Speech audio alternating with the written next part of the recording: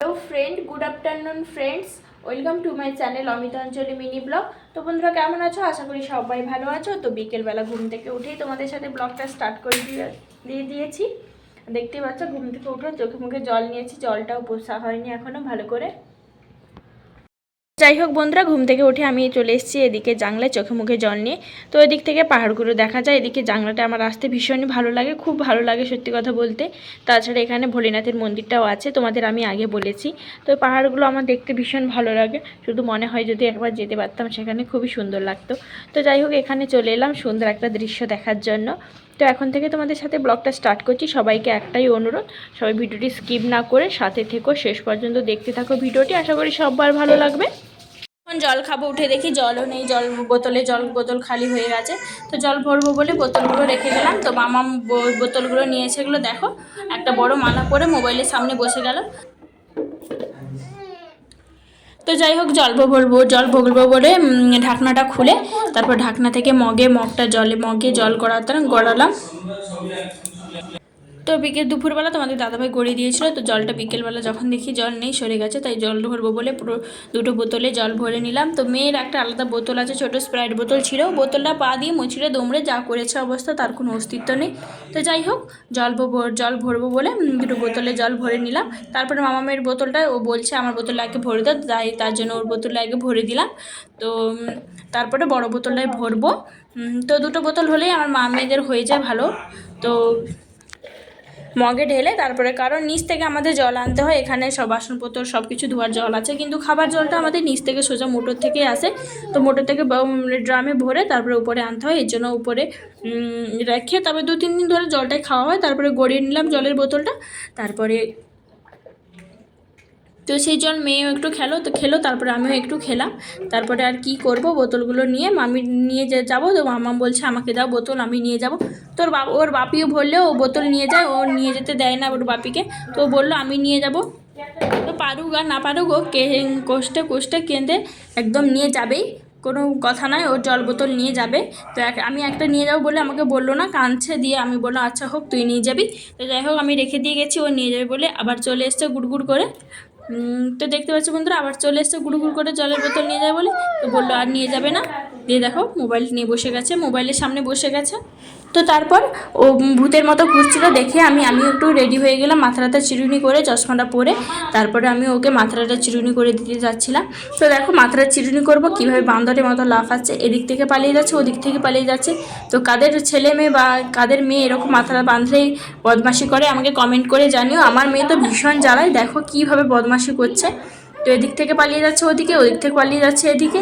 তো ভীষণ বদমাশি করে, চুল বাঁধা সব সময়, খাবার সময় কেন, চুল বাঁধার সময় কেন, দেখো কিভাবে পালাচ্ছে, দেখো।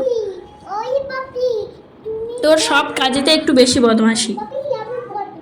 তোর বাপি বলেছিল চুলগুলো কেটে দিবে, কিন্তু আমার চুল, বাচ্চা মেয়েদের চুল খুব বড় দেখতে, খুব ভালো লাগে, আমি ভীষণ ভালোবাসি। তো এই জন্য আমি বলেছিল চুলটা কাটবে না, এই জন্য ভালো করে রেখে দিয়েছি। তোর মানদ আছে ভোলেনাথের কাছে, বাবা চন্দ্রেশ্বর মন্দিরে মানদ আছে, তারপরে হটলাগড় মন্দিরে, দুখানে বাবা ভোলেনাথের মন্দিরে 2 জায়গায় মানদ আছে।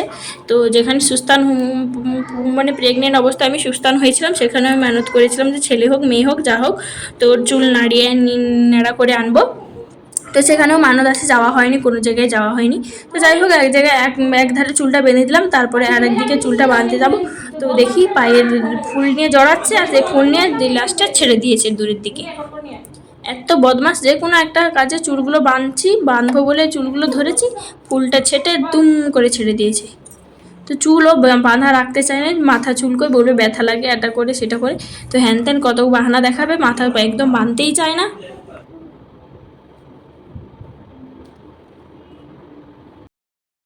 তো ঘুম থেকে উঠেই হঠাৎ মনে পড়লো যে দুধটা আজকে দুপুরবেলা গরম করা হয়নি। তো দুপুরবেলা তো 3 বেলা গরম না করলে দুধটা কেটে যায়। তো যাই হোক, দুধটা গরম বসিয়ে মেয়ের জন্য তারপরে উষ্ণ গরম জল করে ওকে হরলিক্সটা বানিয়ে দিলাম। ধর।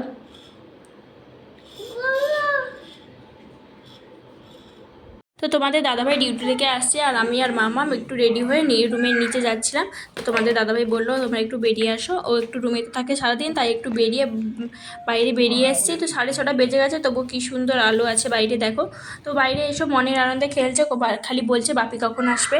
দেখো বন্ধুরা, সূর্য কিন্তু ডুবে গেছে, কিন্তু দেখো সূর্যের একটা আভা কত কত সুন্দর লাগছে বাইরে।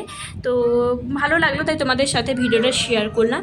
তারপরে তোমাদের দাদাভাই চলে এসছে, তারপরে আমরা গেছি ওখানে সেবপুরি পানিপুরির দোকানে, মানে ফুচকার দোকানে। তো এখানে সেবপুরি পাওয়া যায় 25 টাকা করে, তো সেটাই আমরা নেব বলে দাঁড়িয়ে আছি। মেয়ে বদমাশি করছে, তো এখানে একটা বাচ্চা মেয়েকে দেখেছে, বলছে আমি এখানে দাঁড়াবো, এই দিদিভাইটার কাছে দাঁড়াবো।